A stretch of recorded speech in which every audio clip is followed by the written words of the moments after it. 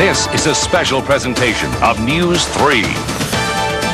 You're looking at a live picture of the Landmark Hotel. Just minutes from now, you'll hear the roar of dynamite, and this Las Vegas landmark will come crashing to the desert floor in a cloud of dust. It'll happen quickly, so pour yourself another cup of coffee and settle into your favorite chair for a show that you're likely to remember for a long time.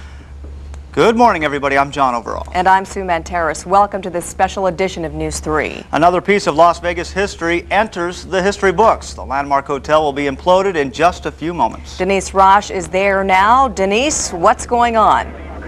Well, Sue, John, we just got about a 30-second mark or so. 30 seconds away? Not quite? We're still 5. Albatory. Okay. Giving the signal we're out. We're out of the way? Now at any moment we can go. Any moment we can go. I think we're perhaps going to be best to step out of the picture here.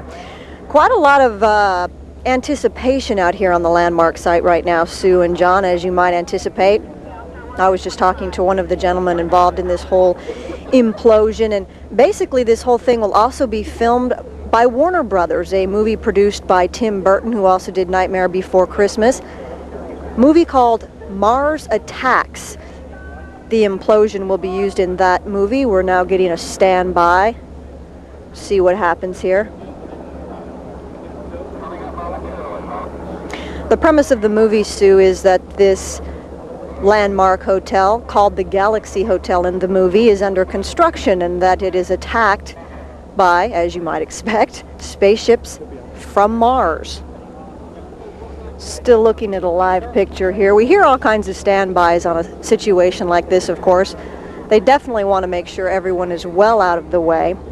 No real release date on when we will see this on the big screen in the movies for Warner Brothers, but of course you'll see it right here live on News 3. So let's face it, that's better, right? Hey, Denise, earlier we heard a lot of sirens and we heard you talking through your microphone. There was some sort of a warning for the city. Is that what happened? Well, they've given us a 10-minute warning on this and so forth, and there's a lot of rehearsals for the movie going on up and down Convention Center Drive. We're right next to Convention Center, across the street from the Debbie Reynolds Hotel and Casino. And the movie folks have been doing quite a few run-throughs on what they will be doing for the movie, basically. Denise, Denise, I know a lot of people were asked to stay away. Is there a crowd there at all? There is, but they are quite a ways back. We've gotten estimates from Metro, about 7,000 people on the perimeter around the Landmark. I'm not really sure what kind of view they're going to be able to get because they are being asked to stay quite far back at this point. Okay. Now, were a lot of the guests around the Landmark and other hotels and in the area warned of this coming up? Because I'm sure if they heard a loud explosion, they would be very shocked. How was everybody warned? Most definitely, Sue. They were definitely warned. We were talking to some folks from the Hilton yesterday, as a matter of fact. They'd all been warned. They're, of course, right across the street. All the people were kind of anticipating this as well. They want to watch out their windows, and they were asking us what time to get up and watch. Definitely, all the hotels within this vicinity did warn their people.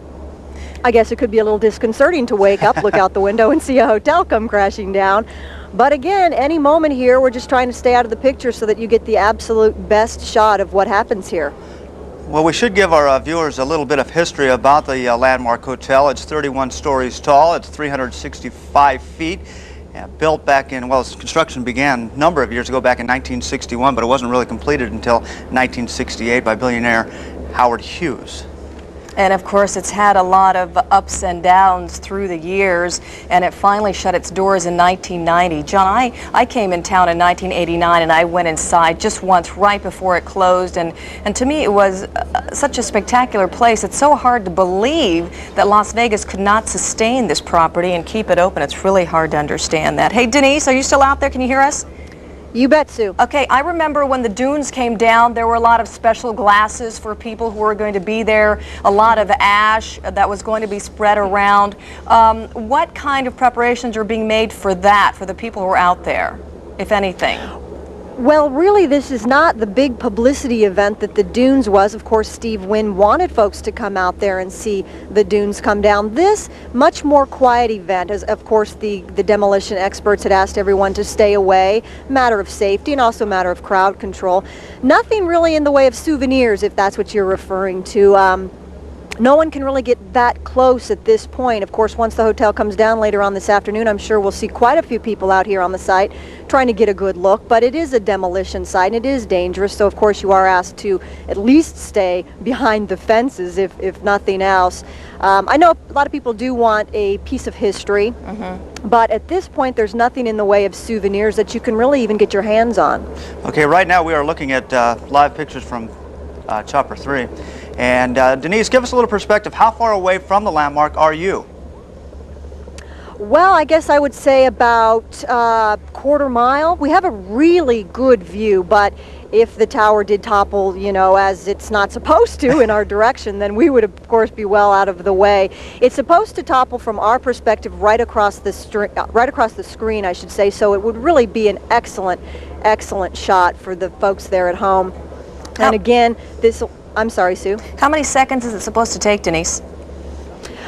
Just a matter of seconds, really. They always say to anticipate, you know, less than 10. It's a little bit smaller, I would guess, than the Dunes. It's smaller in size. The dynamite here is a fraction of what they used on the Dunes. You might be interested in that. About 100 pounds of dynamite used here at the landmark. I understand that there's some mortars placed at the base as well. I believe that's more of the special effects for the movie, however. Right. For our viewers just tuning in, we are waiting for the Dunes Hotel to be imploded. I'm sorry, I call it the Dunes. It's actually the landmark. Okay. Yeah, we want to also tell you that we have many perspectives at the landmark today. We've been talking to Denise Roche, who is on the ground just sort of across the street from the landmark, but we also have reporter Jack Finn. And Jack, are you out there, and what vantage point are you at? Sue, I'm across the street at the Riviera Hotel on top of the parking garage, and as Denise mentioned, we are just seconds away. We're waiting for the thing to come down right now, and from the vantage point we have here, the hotel is going to be falling almost directly toward us.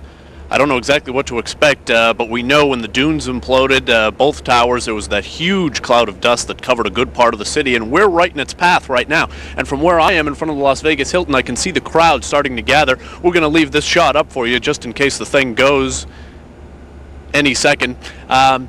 Several hundred people have now gathered. When we first came out here about 4:30, there weren't that many, and as Denise mentioned, that's what people wanted. They don't want a whole lot of people out here. In fact, Metro has been put on alert to watch for people rushing the site after the implosion to try to grab a souvenir. So Metro is out here keeping a close eye on the crowd, which has grown considerably in the last few minutes. Several hundred people out here milling around. They heard the sirens and all kind of pushed forward to the front of the police line and are waiting to see what happens, as we are right now. So we are just seconds away, and this is our vantage point here from the top of the parking garage at the Riviera Hotel. We're, I would say, less than a quarter mile away. It should be quite a spectacular view from here.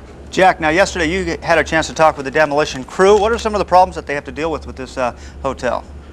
This hotel has been a mystery to them. They have come across things that they didn't expect. There's a lack of plans. Blueprints and so forth are missing, and they've noticed structures and things inside the hotel that they didn't expect, including a secret staircase. It's only accessible through one doorway, goes clean to the top of the hotel with no access in or out in between.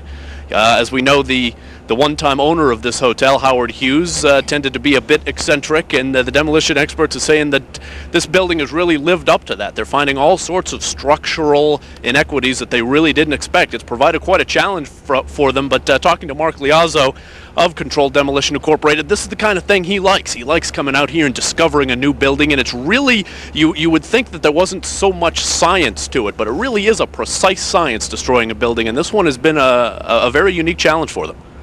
We were just talking about the movie, either Denise or Jack, whoever wants to answer this. Maybe Denise has been talking more to the movie crew who's out there. Earlier, John and I were noticing, of course, this beautiful full moon. This probably makes it much better for them and the movie, huh, Denise? It is absolutely perfect out here. Actually, the moon is now going behind the stardust, so we don't have a very good vantage of it right now. But the movie folks have it lit up brilliantly out here. It looks magnificent. They should have an excellent shot. And right now you can see some light coming over the Las Vegas Convention Center, so there's just a hint of pink in the air, so that their shot should actually be magnificent when it does happen. Boy, I wish we